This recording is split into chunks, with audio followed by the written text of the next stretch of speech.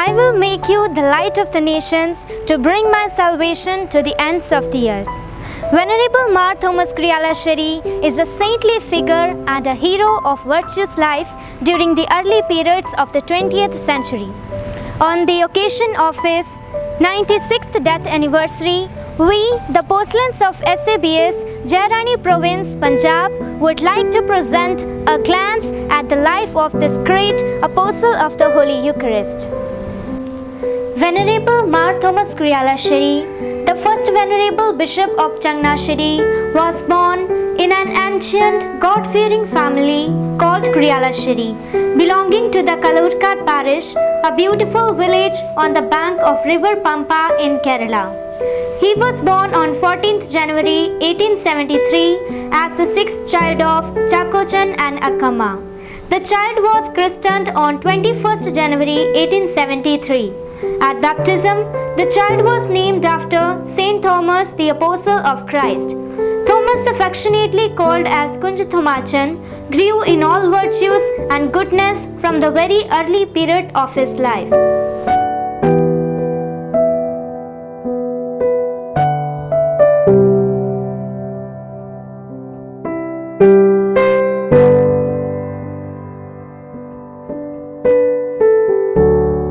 His mother nurtured great hopes about him that he would take care of her when she was old.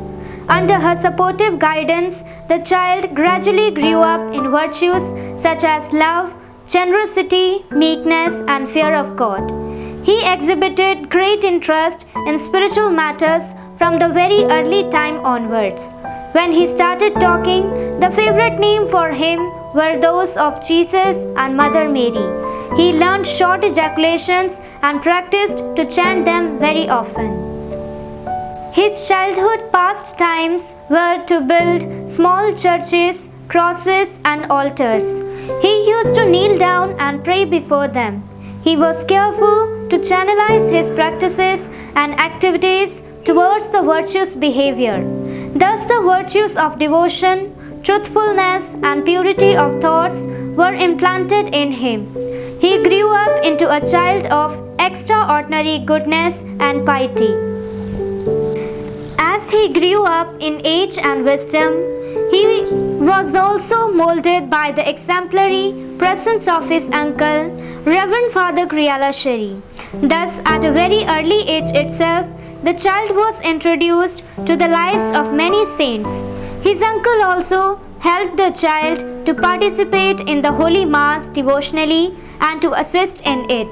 He continued this practice until his ordination and first Mass in 1899.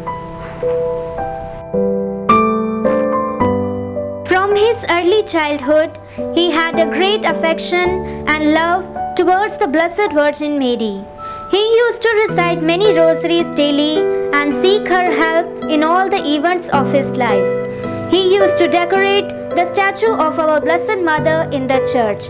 He would collect a lot of flowers from the garden and decorate the altar and stand of our Blessed Mother. It was his daily routine all throughout his childhood. His early education was in Champakulam itself. But because of the demise of his beloved father on 23rd December 1885, he had to discontinue his studies. Later, he pursued his studies in Mananam until he joined the seminary. Once, he had an experience which deepened his awareness of the transience of his world and its attractions. This inspired him to choose eternity as the only permanent truth. Thus, he opted for priesthood, thinking, "The joy and the beauty of this world is fleeting, so I shall become a priest to enjoy the eternal bliss." His uncle was a great inspiration for him, and he advised him in all the possible ways for a saintly priesthood. As he had opted for priesthood, the then bishop ordered him to go straight to Rome for his priestly studies. Before even taking leave of his mother, he went to his uncle for taking blessings for him. The uncle gave his nephew necessary instructions regarding the pains to become a good priest and the directions to follow even after becoming a priest. He said to him, "Dear son, you should be compassionate to orphans, help them as well as you can. This will save you from sin. Meditate on Jesus' passion, death regularly. Have particular devotion to Mother Mary and Saint Joseph. As you journey, ask for the intercession of the three kings, the angel Raphael and the guardian angel. If God wills, when you return to India, work hard for the good of your own parish and for the spread of the glory of God in the country."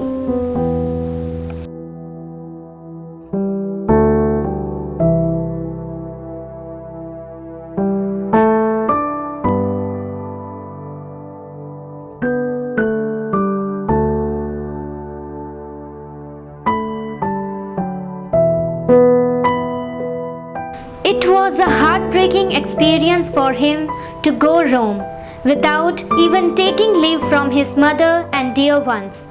But the burning desire to become a priest for God helped him to offer all these as a pleasing sacrifice to God. Thomas journeyed to the Eternal City for his priestly studies. He joined the Propaganda College in Rome on 22nd February 1890 on the feast day of Saint Peter of Antioch.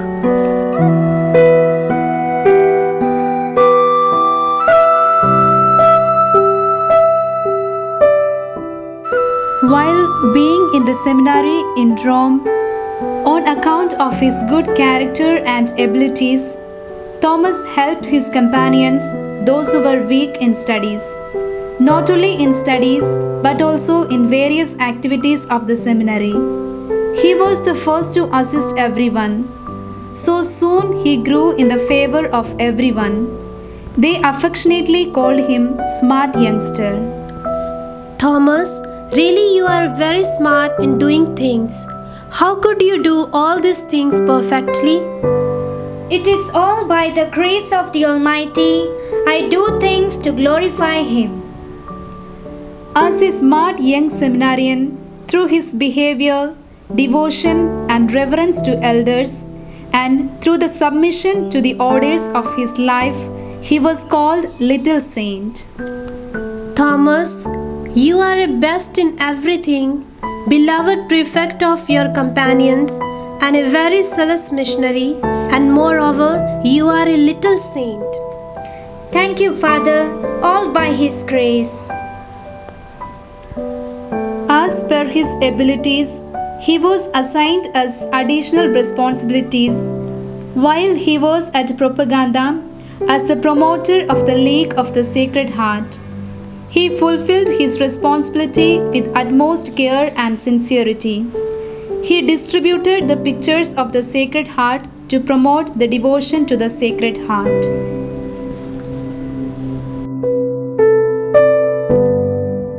In the college, all were busy with their studies. During the free time, they relaxed and refreshed themselves. But the little saint, Brother Thomas Kurialasheri, would spend time in the nearby chapel of the Perpetual Adoration Sisters.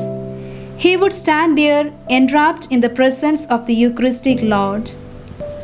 Oh, how sweet it is to be in front of the Eucharistic Lord, like the angels in front of the heavenly throne.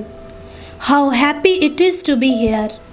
What fortune it would be if we could have such an atmosphere in my own native place, to have a group of virgins adoring the Eucharistic Lord, experiencing this bliss throughout day and night, and atoning for the sins of the world, and interceding for the whole humanity.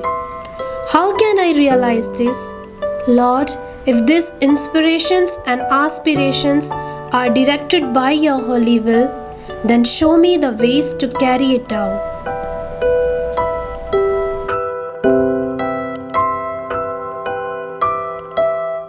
Brother Thomas continued to be at Propaganda for nearly 9 years. Finally, on 27th May 1899, he was ordained as a priest by Cardinal Casinda in the St. John Lateran Cathedral, Rome. After taking leave of propaganda, Father Thomas started back to Kerala, his native place. On reaching his native land, he went around meeting his family members, visiting various parish churches and convents. He was burning with great zeal to do all that he could for the greater glory of God and for his love for the fellow beings. On every Sunday and other days of obligations, Father Thomas was particular about exhorting the faithful through homilies. After a midday mass on Sunday, Father Thomas ascended the pulpit and gave an inspiring sermon with great zeal. This sermon incited many people to help the poor and to perform acts of reparation for the outrages against the Sacred Heart of Jesus.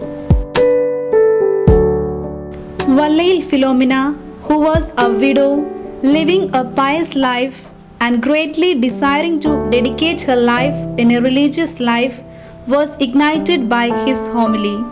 She disclosed to him all her dreams and desires to become a religious.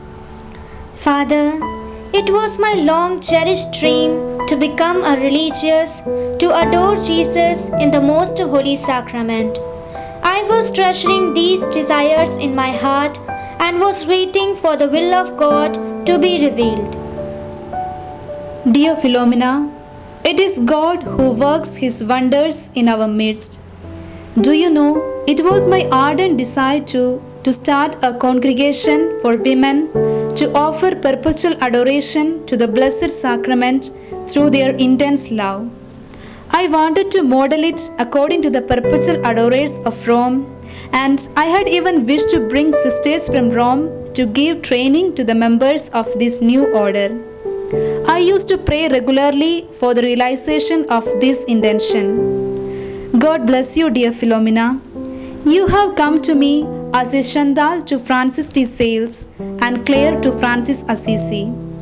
Let us keep on praying to fulfill these dreams.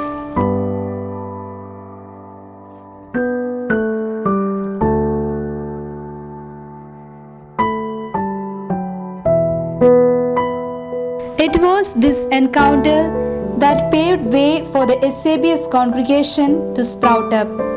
This lady Philomena Vallil later became Mother Mary Francisca de Chantal, the co-foundress and the first member of the Adoration Congregation.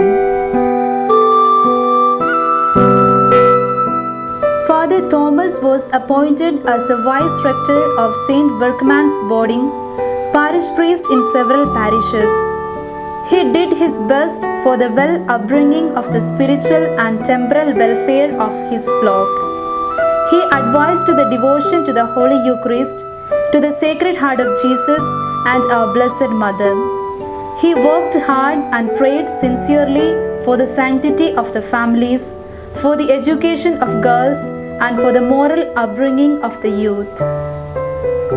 Along with the activities as a faithful minister of the Word and Sacrament, he kept on working upon his dream of beginning a new congregation for women by giving necessary advices and guidance to Philomena.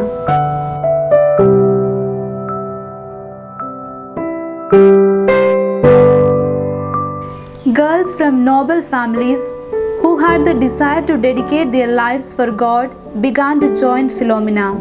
She guided them and exhorted them to have a life of renunciation, leaving the world and its pleasures for the love of Jesus. The girls willingly gave up their comforts and luxuries and surrendered themselves before God's calling.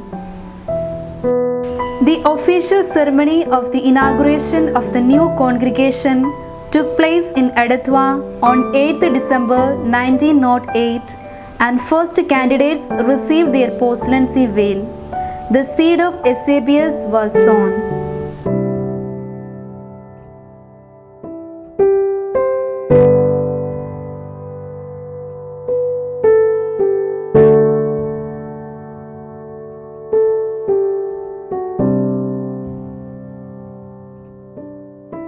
Father Thomas was well aware of the need and necessity of bringing them up, not only in spiritual matters but also in leading a simple and hardworking lifestyle. He guided them with his fatherly care and concern.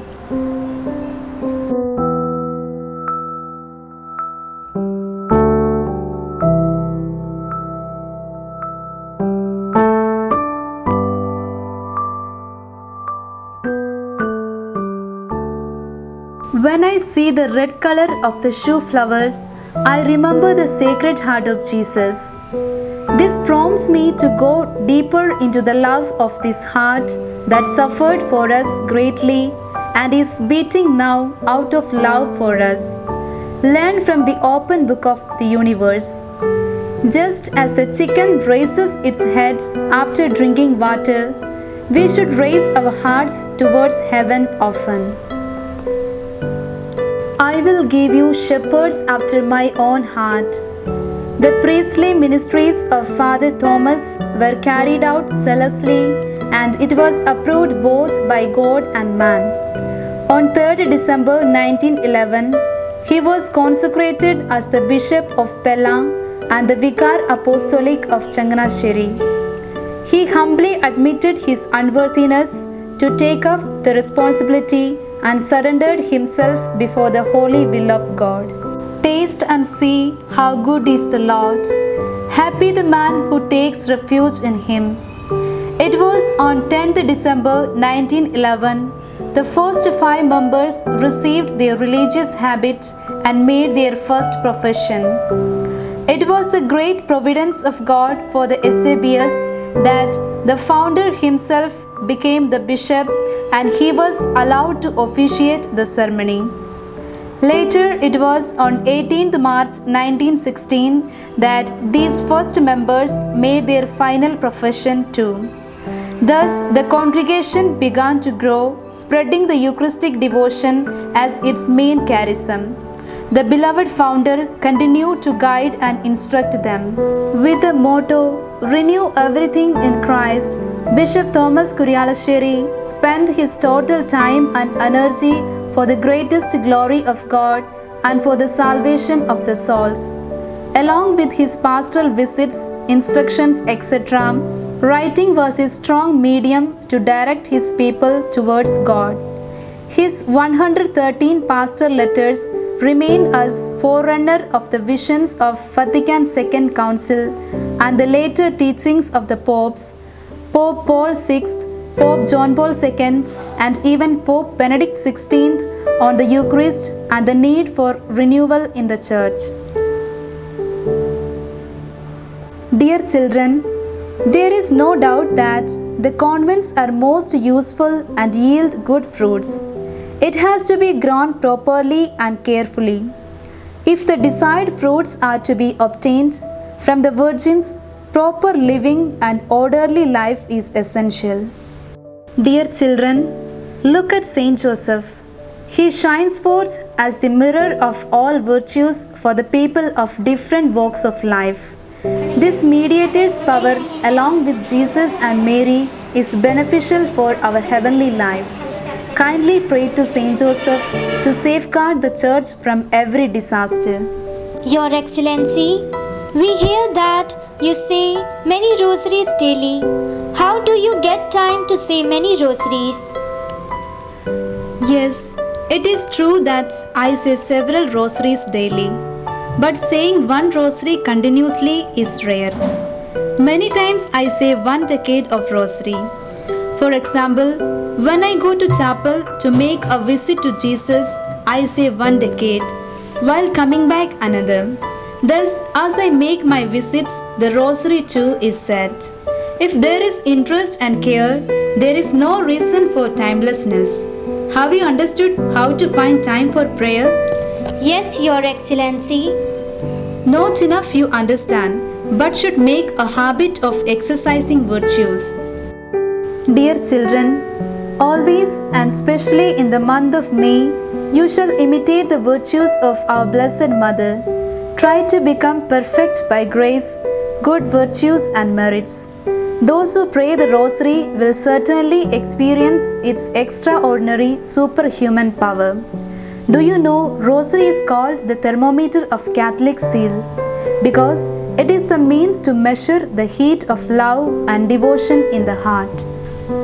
The members of the Adoration Congregation grew blissfully, unaware of any sort of inconveniences. The last 3 years of Bishop Thomas' life was the most vigorous and dynamic with regard to what he did for the Adoration Congregation. By the end of life of his period, he would console and strengthen them as if he would know of his impending death.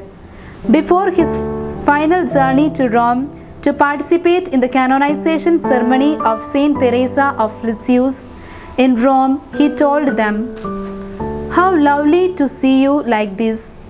We must be together in heaven too. My beloved, these are my last words. I may not live for long. I will not forget you. I will do everything possible for you." Dear children, the expression of your filial gratitude should be to prosper each day in mutual love and virtue.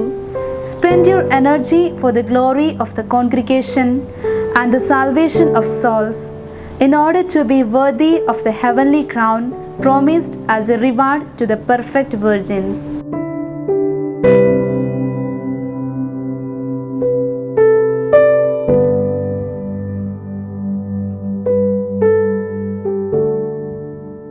Before going to Rome, he remembered his children, the Eusebius.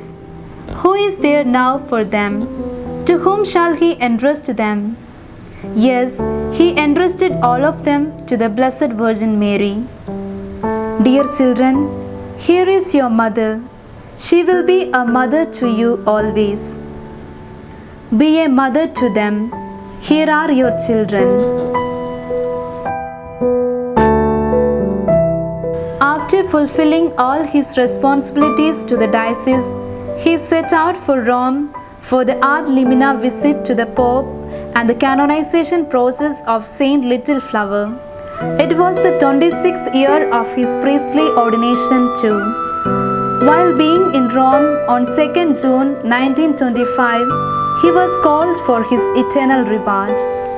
Though he was buried in the Cardinal Cemetery of Propaganda in Rome, then later in 1935, his mortal remains were brought to Changanasheri in Kerala and was reinterred in a tomb in the sanctuary of the Cathedral Church. The fame of Bishop Thomas Kurialasheri began to spread far and wide. Many have received favors and blessings through his intercession. Taking inspiration from the Vatican Council II, the Eusebius felt an imminent call for in-depth study of the personality, life, charism and teachings of Bishop Thomas Kurialasheri. The process of canonization was inaugurated on 29th August 1986, raising him to the status of the servant of God. He was declared as venerable by Pope Benedict XVI on 2nd April 2011. By the infinite mercy of God, the little mustard seed sown by our founder, Venerable Mar Thomas Kurialasheri in Kerala, sprouted out to the different parts of the world with more than 5,000 sisters adoring the Eucharistic Lord and sharing the Eucharistic love in the world through various apostolic activities.